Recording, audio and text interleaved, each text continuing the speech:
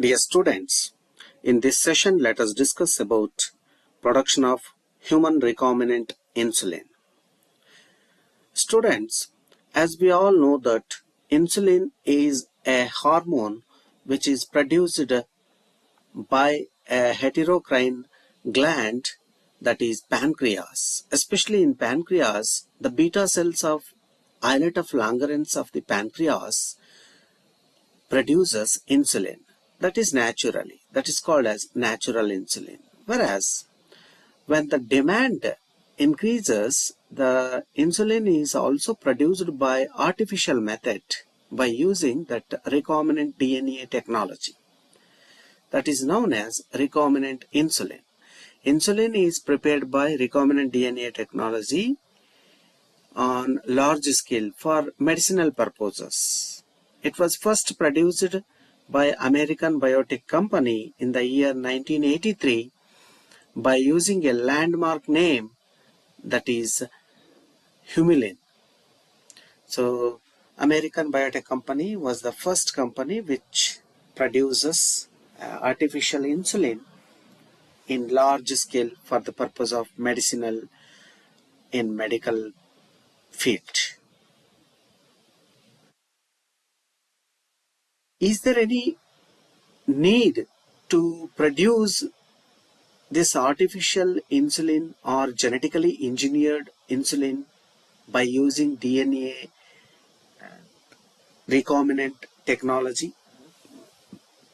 Yes, obviously there is a need, because insulin has been used for many years to treat diabetic patients, to treat diabetes, a disease. And earlier this insulin was extracted from pancreas of killed cattle and pigs. It had a very much shortcomings. It gives some allergic reactions and other immune responses due to its foreign origin in some people.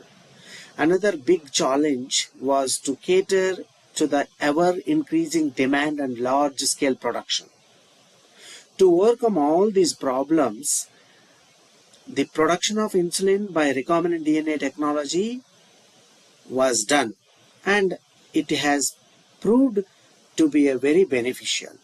Hence, this biosynthetic insulin is produced by using recombinant DNA technology. And the produced insulin is very purer than the animal insulin.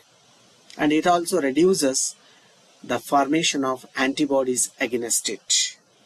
Hence, it is very much need to prepare genetically engineered insulin. The production of insulin by using recombinant DNA technology is used. In this process, it is other methods.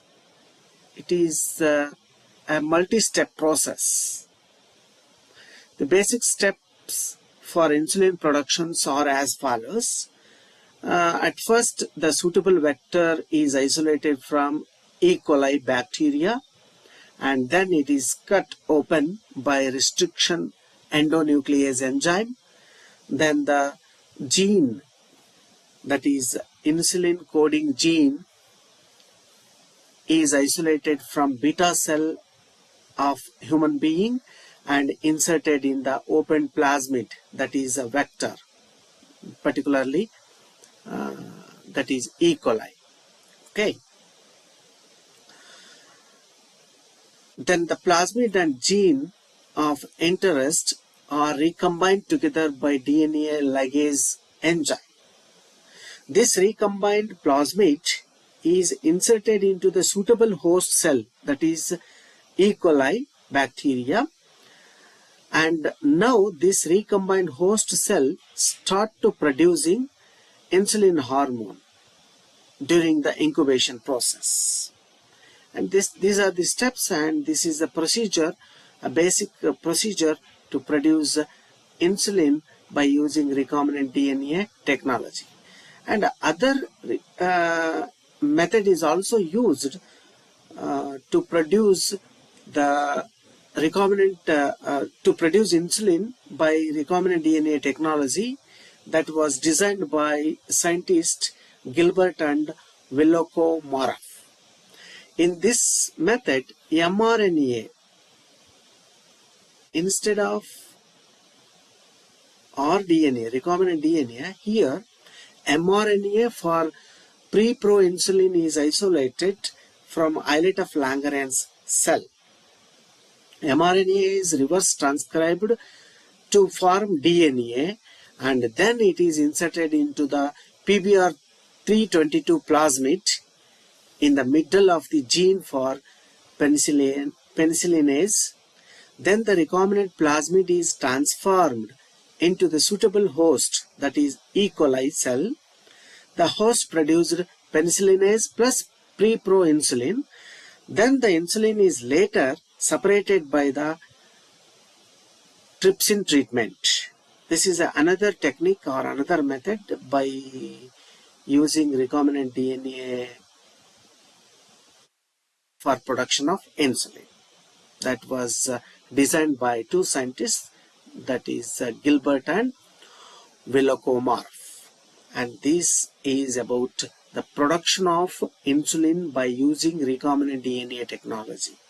Here you can see the flow chart or a diagram which is clearly explains the process of production of insulin by using recombinant DNA technology. Here this is a human pancreas cell. From this human pancreas cell is DNA is extracted. Human insulin producing gene is extracted or isolated, and that is inserted into the plasmid. Here open plasmid and recombinant DNA is recombined, and this recombined recombinant DNA is again introduced into the particular host cell, that is bacteria, which is known as recombinant bacteria, which is E. coli. Then this E. coli is subjected to the incubation or fermentation, introduced into the fermentation tank. In the fermentation tank, the E. coli or recombinant bacteria produces the insulin, and that insulin is extracted and purification of human insulin takes place. Then it is now the human insulin is extracted out and used for medicinal purposes to treat the diabetic patients or to treat disease diabetes mellitus. So here this is a clear picture which represents the production of human insulin by using recombinant DNA technology. Students, what are the advantages of this recombinant DNA technology or recombinant insulin? So here it does not require, this is not require any sacrifice of animals such as pigs and cattle or cows. And second one is it is a safe and has the least side effects. Means there is no side effects, unlike the insulin obtained from non-human sources such as pigs and cows. Hence the human insulin is very much has very much advantage. Recombinant insulin can be synthesized in large quantities in a short period of time, and it is cheaper than the isolated from pigs and cows. It does not cause any immune rejection like animal insulin. And recombinant insulin can be used for insulin therapy for diabetes mellitus patients. It does not cause allergic responses. It is rapidly absorbed from the site of injection, and it has increased shelf life and does not degrade rapidly. Hence, it is very much, it has a very much useful, and it has number of advantages.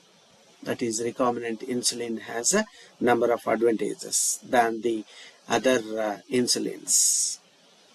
Students, I hope you all understood well about production of recombinant insulin by using recombinant DNA technology and its applications and advantages. Thank you. Thank you very much.